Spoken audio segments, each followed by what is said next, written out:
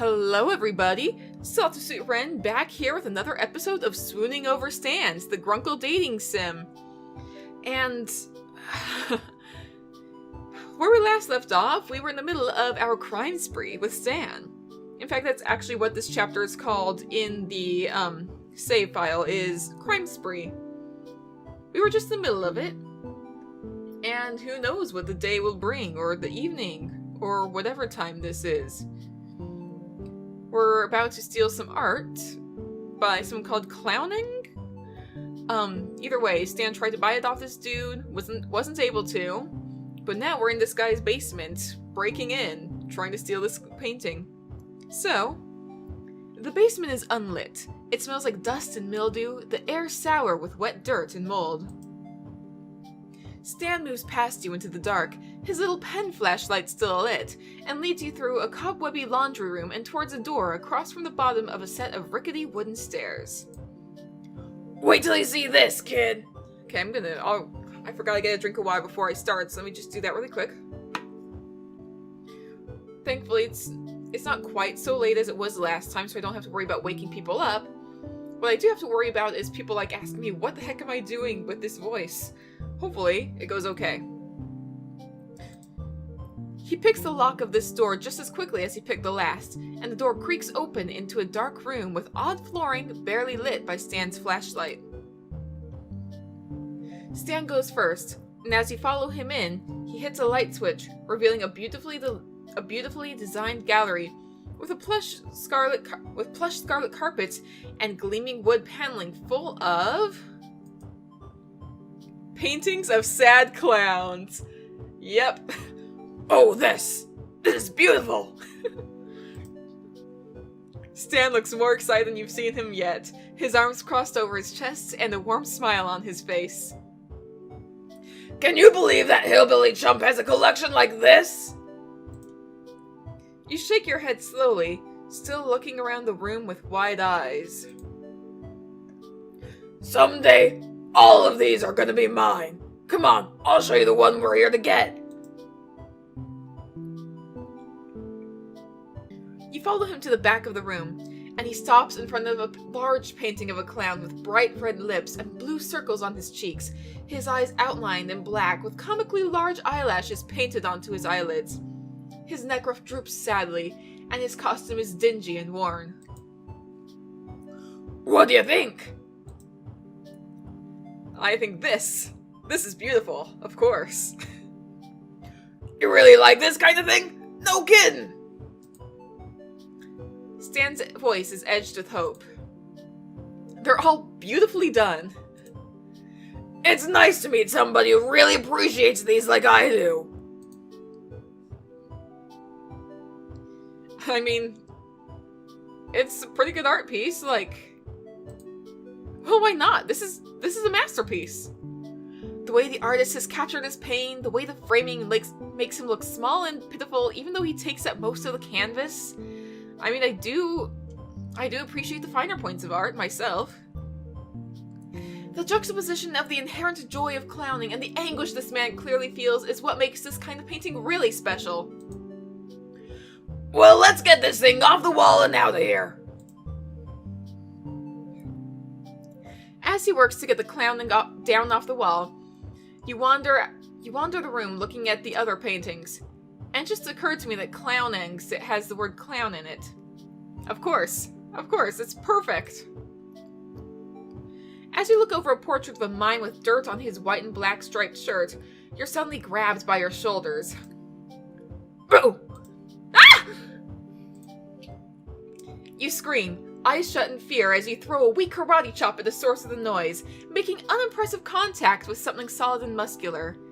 After a moment's panic, you squeeze whatever the thing is with your hands and open your eyes, finding... Ha! Was that supposed to hurt me? Stan's arm and shoulder. Boy, he's really packing some heat in there. Wow.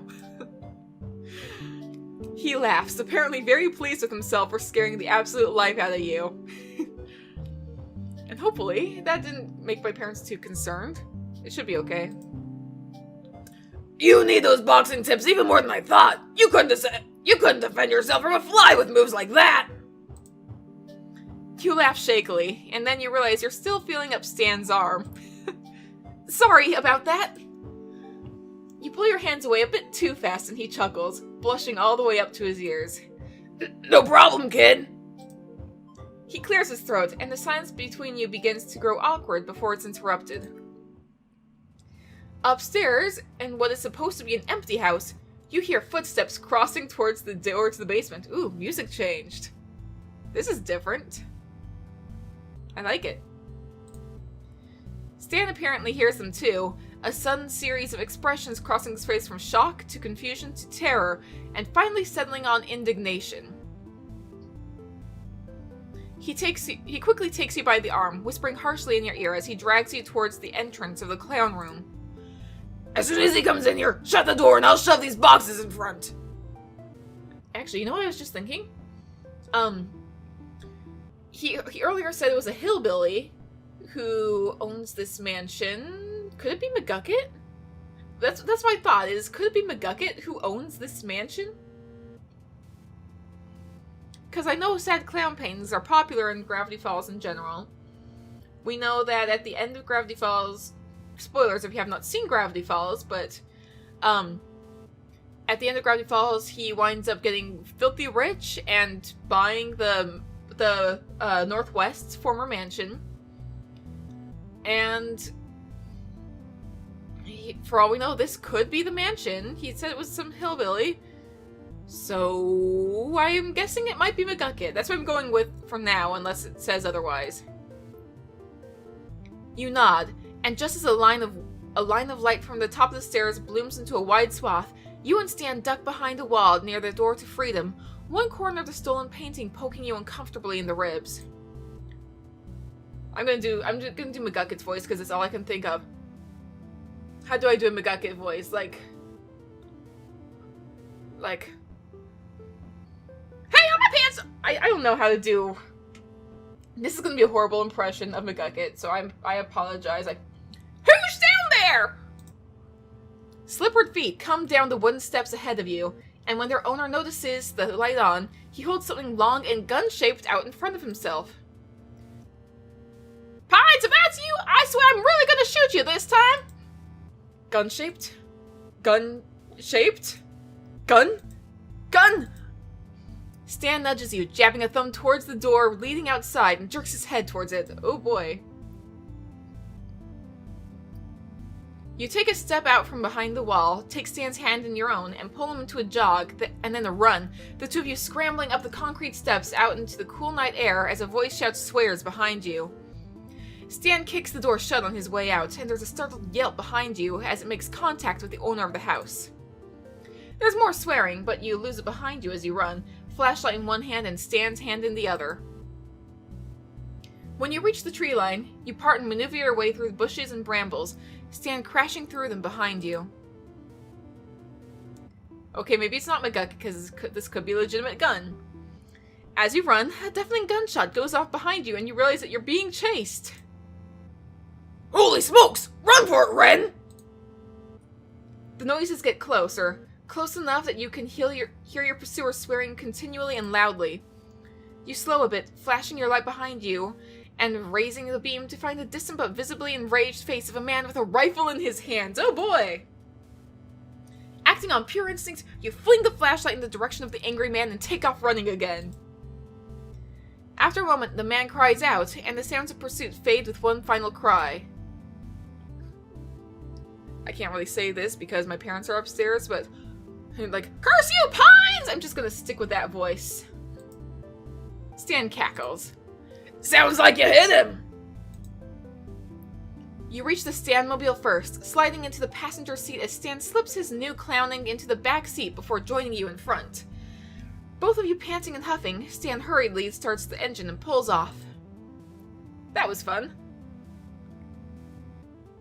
At the next driveway, he does the fastest three-point turn you've ever seen in your life, and then peels off down the gravel road and screeches out onto the highway. Stan's quiet for a second before letting loose into wild, triumphant laughter. I thought he was gonna catch me that time for sure! Did the man just shoot at us? Stan nods, still chuckling and apparently pretty pleased he didn't get hit. He lets out a long, loud sigh, his white-knuckled hands at 10 and 2 on the steering wheel. Yeah, that was... Holy moly! You okay, Ren? I'll let you know when I find out. He pulls back onto the highway, back in the direction you came from, and you lapse into comfortable silence. After a while, he starts humming along with the radio and, knowing the song this time, you hum along with him. Gravity Falls' welcome sign passes by again, but the route Stan's taken doesn't seem to lead back to the shack. Instead, you come to a stop outside rows and rows of used cars. A car dealership. Could this be Bud's car dealership?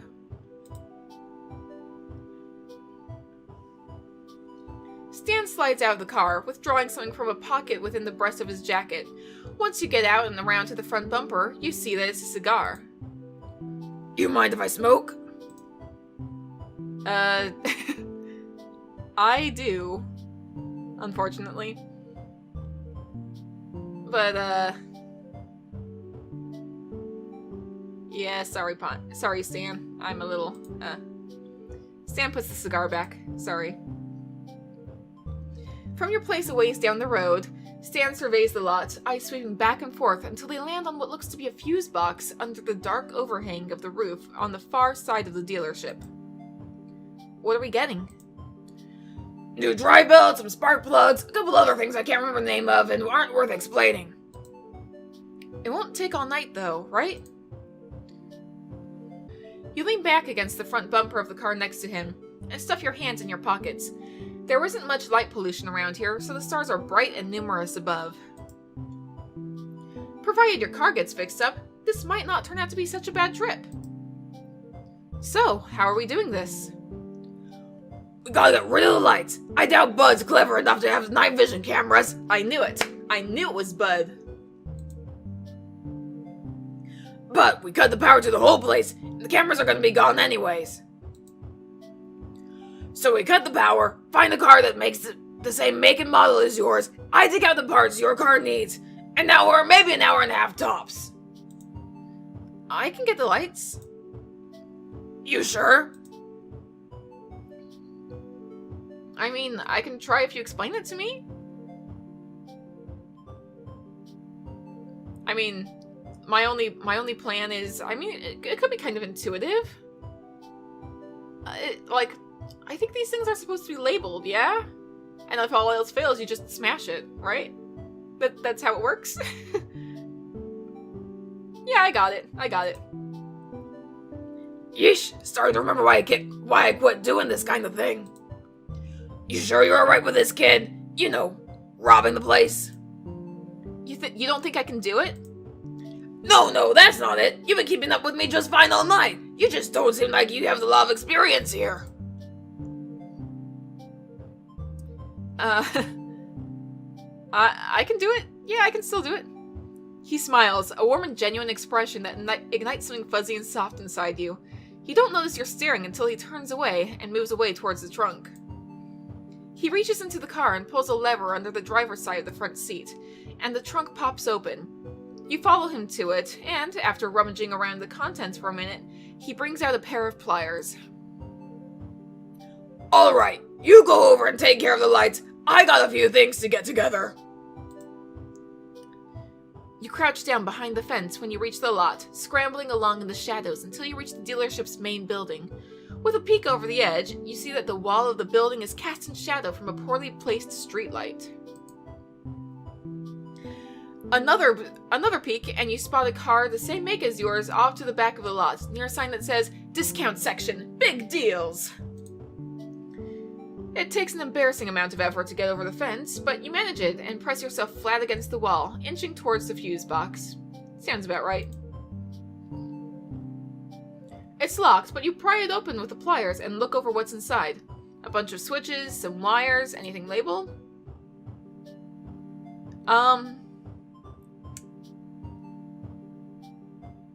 If anything's labeled... Biggest switch to do all the power, yeah? I mean, that's what happens in the movies. Like, if all else fails, I don't want to accidentally trigger something Biggest switch is usually what controls the power, and ripping out the wires will be traceable. Biggest switch! Let's go for it. Hey! With your face pinched in concentration, you push the biggest switch in the opposite direction, and the entire property goes dark. You slip the tools into your back pocket and take a look around, just to make sure the power is out. With a satisfied nod, you feel your way out into the parking lot, knocking your shins on 3 separate cars before you figure you should probably just stop and wait for Stan. Where you at, kid? His voice isn't far away, but he isn't close either. You feel your way around an SUV, and then a sedan? The gravel in the parking lot crunches under your feet, and you reflexively stare down at the ground ahead of you as your eyes slowly adjust to the darkness. Out ahead of you, a flashlight turns on and scans the lot until it finds you. Found ya! He sounds amused, probably at the way you're standing with your arms spread wide over a sleek, modern sports car. Getting familiar with the merchandise, yeah? You give the car an awkward pat and make your way towards the beginning of the flashlight's beam. You see anything the same make as yours before the lights shut off? Yeah, there's one back in the discount section. It's kind of insulting now that you think about it, actually. He hands you the flashlight when you reach him, and you slowly start back towards the discount cars. Discount. Your car is... It's a classic. It's usually extremely reliable. To be perfectly honest, it's not even your fault this car is in... that it's in the state it's in. It was Ford and his... whatever it is. To be perfectly honest, my car is honestly an absolute wreck in real life, and honestly I should just replace it. Might as well just steal this car while we're at it. It's probably much nicer. Like, just replace my car with this one. That'd be... whatever. You're deep in salty thoughts when hands suddenly grip your ribs on either side. Is this Stan again? Gotcha! Ah! You scream and throw... Yep. You scream and throw back an elbow at whatever's got a hold of you, and you hear Stan yelp and fall in the clatter of kicked gravel and metal clinking together. He scared you again.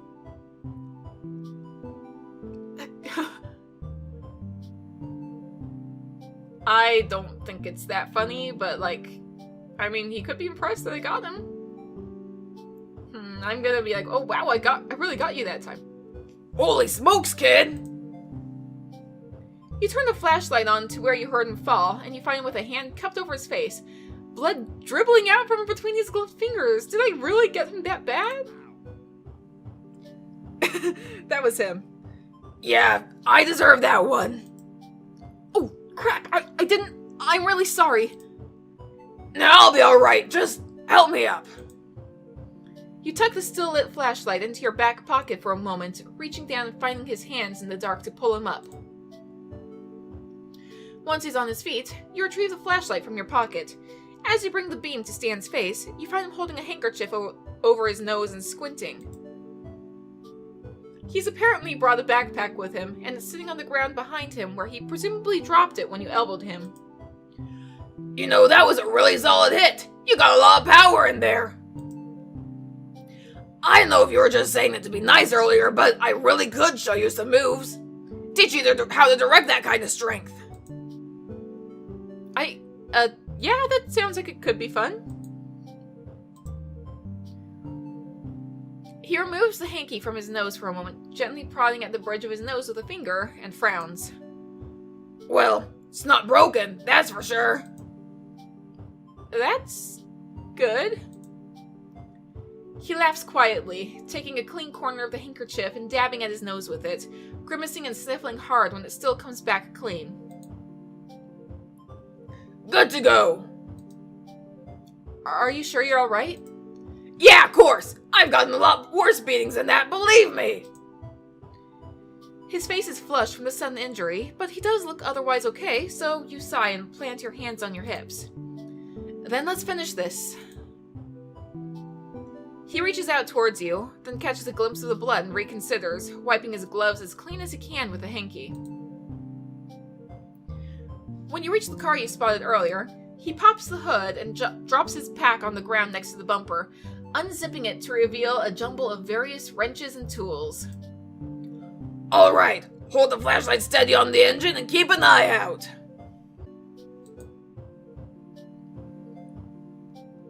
Alright, let's,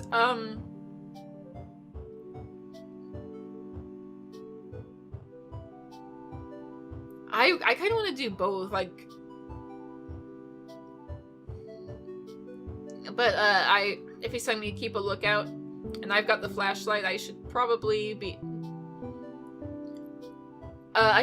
if I'm holding the flashlight, I might want to watch what he's doing for, like, a couple seconds, and then keep a lookout, and I wouldn't be able to see very well out anyway. I'll keep a lookout. It doesn't take long for him to get what he needs for your car, shutting the hood and setting his pack on it as he stuffs parts into it. That was quick. Now the parts you need are easy to find. Just takes the right. And then the cops show up, so... would this be Durland and Blubs? Which one would this be? I'm gonna assume that this is Blubs. Hey, what's going on over there? That you, bud? The beam of a flashlight finds you both, and Stan turns around quickly, leaving the bag behind himself on the hood. Yeah? Pines? What the heck happened to your face? And what are you doing here at... Hey, are you stealing parts again? No. Stan inches closer to you until your shoulders touch, and behind you, he pushes the bag into your hands before lowering his voice to speak to you. Run for it. Keep the bag out of sight and toss it into some bushes nearby. I'll get it later. You nod, picking up the bag and holding it behind yourself. The flashlight by the road moves closer, and you slowly scoot away from the car and backwards. Hey you! Where are you going? You move backwards a little faster, still keeping the bag out of sight, and when the light leaves you to check on Stan, you make a break for it towards the back fence, throwing the bag over it ahead of you. A new voice nearby speaks and you yelp. And I'm gonna guess this is Durland, so, like, he's got a much higher kind of voice, like, Hey, where are you going, burglar? You're under arrest! For burglary! There's a shout from Stan behind you, and then a heavy thud, and when the car alarm starts squealing, oh boy. You're so surprised by the alarm that the second cop gets his hands around your wrists and slaps a pair of handcuffs on you. You better quit your squirming there, buddy! We caught you fair and square! Oh, I guess I got them mixed up. This was Blubs, so... And Cop 2 is Blubs. Cop 1 is Durland. Okay. Aw, come on, Blubs! I saved the town from an interdimensional demon! Give me a break! Sorry, Stan. We got a job to do. Stan grumbles quietly, and the man behind you leads you toward... The man behind you leads you towards the road behind Stan and Blubs, who's now got him in cuffs. I guess it must be a typo there. You need to get out of this, but how? I can try and grab something off his belt that I can use? I don't know how to use a gun, so I'll go for that. You close the space between you and the cop behind you. Once something moves between your fingers, you grab it, bringing back... Well, you're not sure what it is, but it feels like it's cold and metal, so you slip it into your back pocket. Aw, shoot! Durland, we don't have the cruiser! Me and my ideas for romantic strolls in the moonlight! Well, why don't we just commandeer Stan's car? Don't you mean commandeer? I don't know! Edwin Durland, you are an absolute delight, and I cherish having you as my life partner. These guys are adorable. Durland giggles behind you, and Blubs giggles with him. The two of them push you and Stan into the back seat of his car, crowding you in with the clowning. Stan grips it protectively, muttering under his breath about the fuzz. He's quiet for most of the ride, only speaking up once. You okay, Ren? Yeah, I'm alright. He falls silent after you respond, and stays that way all the way back to the station. Inside the station, Durland leads you back to a pair of chairs by a desk, and Blubs disappears down the hallway. Blubs is back after a few minutes, a deep frown set into his face, and after directing this frown at Durland, he takes you and Stan down another hallway to a set of cells. At the first, he withdraws a set of keys and opens the door. You and Stan are uncuffed, and with a solid and somewhat alarming clang, the cell door shuts and locks. You two better get comfortable. We'll get your prints in the morning. Stan grumbles, settling down onto one of the provided bunk beds, and you sit down on the one next to it, facing him. He peels off his gloves, tucking them inside out into his pocket, and fiddles with a loose thread on the thin wool blanket on the bunk bed. Through the door at the end of the hallway, you hear Durland say something about fancy black finger paints to Blubs. Here in the bright fluorescent lights, you can see that he still has a bit of blood smeared under his nose and on his chin, and you feel a flush of embarrassment when you remember that you're the one who did that to him.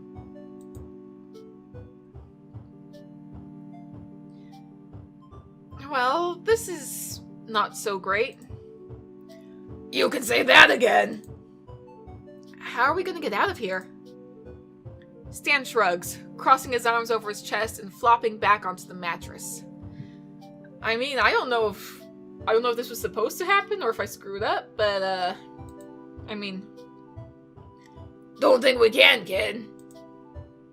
I'll see if I can convince him that you got hypnotized or something into coming along with me. Keep you out of trouble. Listen, if you're going down for this, then so am I. He laughs quietly, propping himself up on his elbows. You don't want to get in trouble with the law, kid. Trust me, this is my first time spending the night in jail, not by a long shot. It sounds rough. Yeah, well, so it goes. This won't be so bad compared to 5 years in the Colombian prison.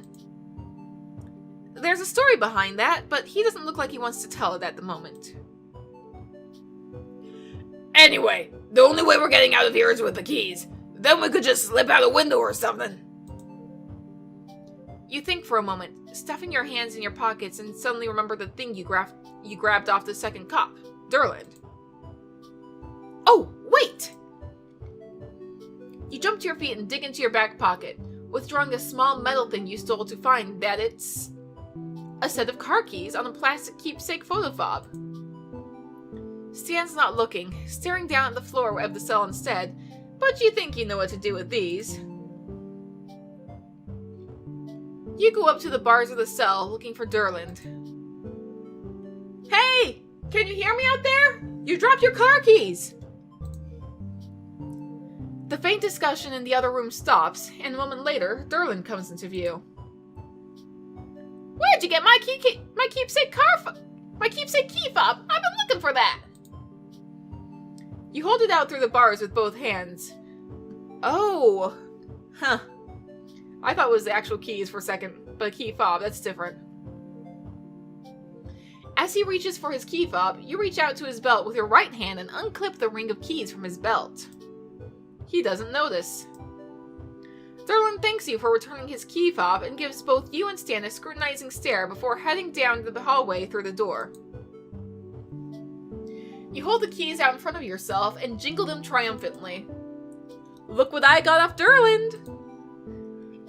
Stan stares at your hand in disbelief, then at you, then at the keys, and back at you again, before laughing incredulously. Are you sure you don't have experience with this kind of thing? Stan takes the keys from you, looking them over in his palm. He smiles up at you, then looks down at the keys, then covers his mouth with his hand, dragging it down over his chin. I can't believe I've been shown up by a tourist! Well, get used to it, buddy, 'cause I've got skills. He looks proud, smiling up at you like you just handed him $1 million. Well, what are we waiting for? Let's get the heck out of here! He stands as you reach through the bars and try keys until one works. The door swings open with a quiet creak, and you creep out the hallway to the door. You open it a crack, looking out into the lobby, and see Blubs asleep at the desk, Durland not in sight. Slowly, you pull the door open and move into the lobby. Stan taps your shoulder and whispers low. We gotta get my keys. You see him anywhere? You glance around and spot them next to where Blubs is asleep, drool pooling on the table. Shoot. Crossing your fingers for luck, you sneak over to the desk and reach down to grab them when suddenly Blub stirs and mumbles.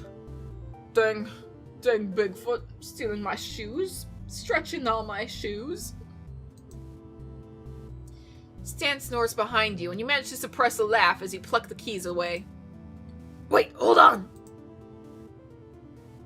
Stan disappears into another room, and you're stunned, wondering what the hell he could be doing right now that's more important than escaping. Before you have a chance to call him something you might regret later, he reappears in the doorway with a troublesome clown painting under his arm. Seriously? Duh! Alright, let's roll. Slipping out with only a click of the station door closing behind you, you and Stan climb into his car and escape into the night. After stopping by Bud's dealership to pick up the hidden backpack, you and your partner in crime head back to the shack in comfortable silence. You'd feel tired if it weren't for the adrenaline. And I've been recording for about 30 minutes now. I have no idea how much longer this is gonna go.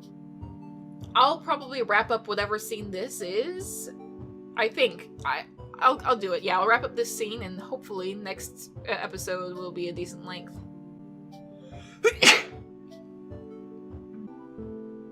Alright. You carry the backpack inside while Stan brings in the clowning and the briefcase, setting both down on the kitchen table. I call that a successful night.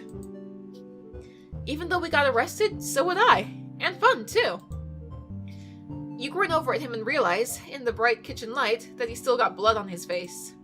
How'd you keep forgetting? You're the one who elbowed him, after all.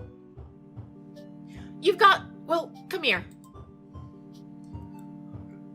You pull one of the chairs out from under the table, gesturing for him to sit down. Oh hey, we get some good art now. I mean, it's all good, but I mean, like, time for the realism. Like, there were a couple of Ford scenes where we got... Yeah. He looks a little wary, but obeys, the chair's ancient metal frame creaking under his weight. You grab a couple paper towels, turning on the faucet in the sink and wetting them. I'll go for it, cause why not? I'll go for it.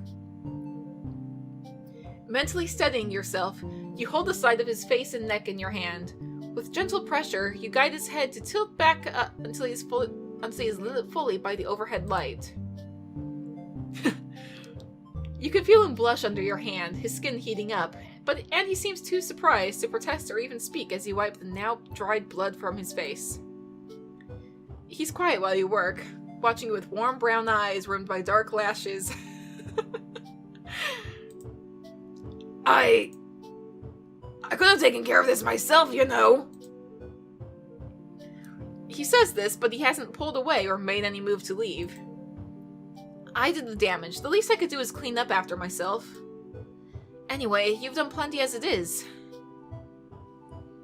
The paper towels you have become too soiled to work with, so you toss them into the trash and go back to get a few more. Your hand returns to his cheek, and you could be imagining things, but it almost feels like he leans into it. I'm not quite swooning the way I was with Ford, but like, that is adorable. I'm not gonna lie. I really did have a good time with you tonight. I had no idea crime could be so much fun. He smirks, avoiding your gaze. I had a good time too. You pause for a moment, realizing something. Those cops aren't gonna come after us, are they? Stan shrugs. Probably not. They're nice enough guys, but not exactly competent. You laugh quietly, and he smirks up at you. You laugh to make sure you're finished. You stand back to make sure you're finished, and toss the last paper towels into the trash. You sure it's not broken? Nah, I'm fine. Don't worry about it. Your hand lingers on his cheek. I'm not really the most touchy-feely person, but if I'm going if I'm doing like the whole like hand lingering on the cheek type thing, yeah, I think I'll hug him. You take a fortifying deep breath and lean down, wrapping your arms around him. Thanks for the car parts. You pull away and he's got a funny look on his face. And for the good time. Well, good night. He stares at you for a moment with that look on his face, then composes himself and gives you a goofy smile. Sleep tight, Ren. You brush your teeth and change into your pajamas, and it's not until you get into bed that you realize you're still smiling. The rush from it all hasn't completely faded, but after a while, your eyes grow heavy and you drift off to sleep. Nobody back home is ever going to believe this, if I ever even tell them. And hey, the love meter has gone up. It's like you're made for each other! Can you give me dating tips? You're good at this. Looks like I've been doing pretty good, yeah. So, I think I'm going to wrap this episode up here. This, yeah, that was fun. Hopefully my parents aren't gonna ask too much, like what all like the loud Stan voice was. But, anyway, that was fun. So, maybe starting a little bit, at least in the game, to fall for Stan. Real me, not so much, but anyway, if you enjoyed watching this video, please go ahead and hit the like button and leave a comment down below telling me your thoughts, any advice, whatever you feel like may be pertinent, maybe what your favorite part was, I don't know. And go ahead and hit subscribe if you want to watch any more of my videos, and I will see you guys in the next video. Stay safe out there, friends.